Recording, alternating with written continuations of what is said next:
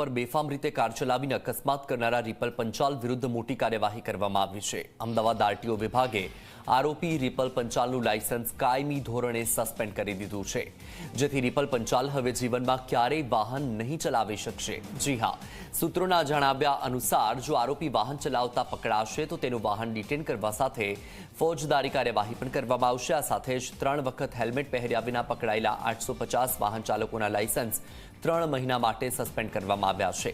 ઉલ્લેખનીય છે કે અમદાવાદ બોપલ આંબલી રોડ પર હિટ એન્ડ રનની ઘટનામાં 4 થી 5 રાહદારીઓને કાર ચાલકે અડફેટે લીધા હતા।